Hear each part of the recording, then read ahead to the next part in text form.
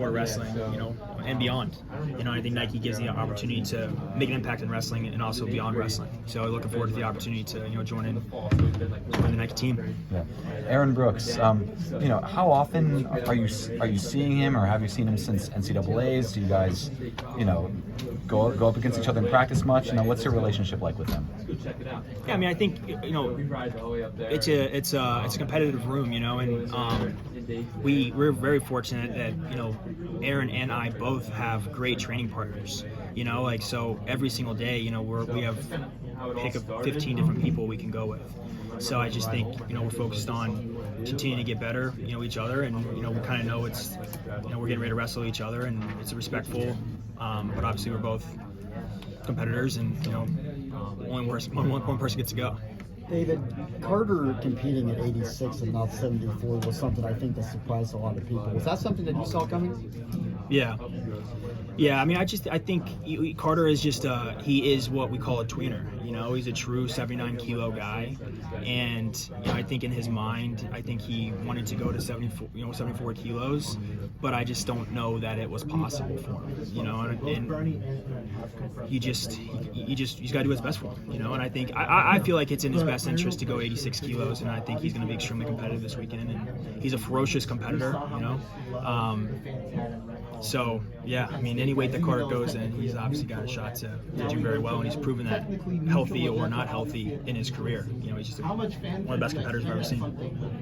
David, you've seen Levi come through round 2 when he was 13, 14 years old. How proud are you of him? Incredibly proud.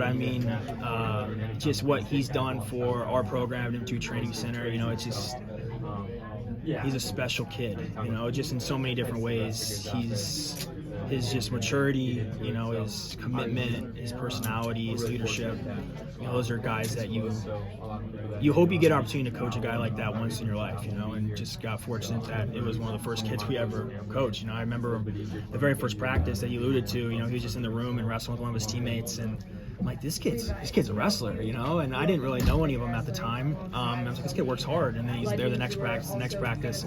Come to find out, he's driving 2.5 hours one way, he's at every single practice. And he just keeps getting better, and really excited for him and his success now, but it's just getting started, he's got a great opportunity this weekend to really see where he's at with the best guys in the world. I know he's excited about that. I just told him to take one match at a time, make the most of his opportunities, but I got no doubt moving forward in his career, he's going to be wrestling in Olympic Games and competing for an Olympic gold medal. What's the best advice you gave him ahead of this weekend? I said, listen, there's a lot of people that are looking for a reason to be done. Go give him one. And I think I've probably given that same piece of advice since the very first time I've coached him. He's a guy that makes people want to quit wrestling. He's not fun to wrestle. He's relentless. He's a great competitor. The crazy thing about Levi is, he's only 19 years old.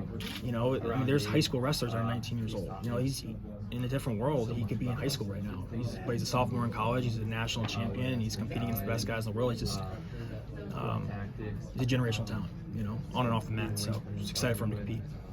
You talked about improvement. You said you're the best you've ever been right now. How, at this stage in your career, are you identifying those areas? Hey, I need to focus on this. Are you talking to coaches? Are you feeling it in your wrestling? And how do you approach, making those adjustments? I think I've always been very analytical, in the way I approach wrestling. And, I know in my heart that there's no stagnant option, So it's like in my mind, if I'm not getting better, I am getting worse. So I just think it's just constantly find ways to improve, and there's ways that people can wrestle me, and but ultimately I just have to continue to find ways to innovate, continue to be dynamic as an offensive scorer, improve my defense, the tactics, the situations. But really, I think what happens to a lot of competitors as they get later in their careers, they lose that fire to compete. And that's what it is, when it comes to wrestling, it's 6 minutes of wrestling. I know how to wrestle, but that fire to compete is fierce, and I haven't lost that. That's something that burns really, really bright. So as long as I have that fire, I believe I can be the best in the world. As long as that fire is burning, I'll continue wrestling. You're managing so much right now, multiple businesses, a farm, a wrestling club, chasing another Olympic championship. It's incredible. How are you managing everything? I mean, it looks like you got your own media team. How are you doing all this, and how are you managing everything and keeping everything straight and in perspective for you right now? That would be my wife. You know, Kendra's like my structure, you know, but I'm very fortunate. I have a lot of people in my life that really care about me a lot. You know, I think a lot of times, you know, that inner circle, as you get later in your career, it does start to get smaller. And people that I just have a great support system around me that care about me a lot, and they know when, hey, you're doing a little too much, you need to dial back. And usually that's my wife, you know, and she's like, dude, you need to focus, you know, you need to dial it in, you need to get ready to go. How's practice? You know, she's not just asking me that for conversations, she's asking me because, you know, we are a team. You know, my girls, I come home from practice, I'm like, Daddy, how's wrestling? You know, how'd you feel today? Did you feel strong? Like, you know, my oldest one, she's gonna be 4 next week. I was talking about, literally, like, I'm like, London, you didn't come in and give me a hug this morning. What's up with that? She's like, Daddy, you need your rest. You gotta get strong. I need a second Olympic gold medal. I need that. I'm like, okay, kid. Like, I appreciate that support. You know, so I enjoy doing everything that I do. You know, nothing really feels like work to me. I'm just in a situation where I've been able to just do things that I love doing, and just trying to do them at the best that I possibly can. Speaking of the farm, who's going to be watching the Highland cows while you're competing? So I just let them out in the pasture, you know, so they were pretty excited about that. You know, I was waiting for the grass to get longer. I'm learning things on the fly, you know, but we just let them out, and they were pumped. They're sprinting all over the place, you know, they're having a good time. So it's one less thing that, you know, people have to manage this week while I'm not there. How do you guys spend your Friday? Just treat it like I would if I was competing. You know, the nice thing is I don't have to wrestle 4 matches. I really, you know, I got to make weight, treat that day the exact same way, and I think that's where experience and professionalism comes into play. You know, of going through multiple day tournaments and wrestling these tournaments at a high level.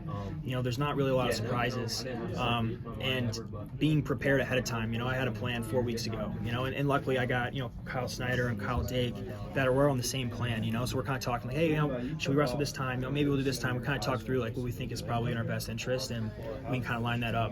So I think that's kind of all plays into it. There's nothing at this level that's just like you're winging it. Everything is planned out. Everything is strategic. You know, we're professionals at the highest level, and in order to perform at your best, you know, that's essential. Every country seems to kind of do their own thing in how they pick their team. What are your thoughts on how the United States picks their Olympic and world team? That process. I mean, I think when our system was put in place, we weren't winning medals.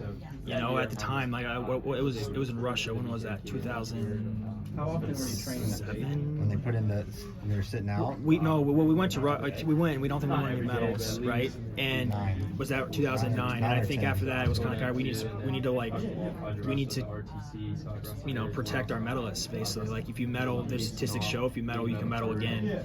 But we weren't medaling at 10 weight classes at the time, you know. So, but I think that system worked. You know, we've obviously had a ton of success, you know, in doing that. I don't know. I mean, I don't know what the best way to do it. I feel like what we're doing to select our team is working because we're winning at a really high level right now, and we are deep. You know, at each of our weight classes, you know, for our country, it's not always been like this. But we have multiple some weight class 3, 4, 5 guys at Olympic weight class that can go and contend for an Olympic medal. So it's a system that was put in place to protect medalists. That's what's happened. It's given incentive to continue wrestling because it definitely shortens the next year. But it is also, people know what they're up against, so they're preparing to go through a mini tournament. They're preparing to wrestle in 2 out of 3. So I think people are competitors. No matter what's put in place, the best people are going to find a way to win, and they're going to find a way to go and represent the country. And so I'm not going to say what we're doing is right or wrong, but it's working at a really high level right now.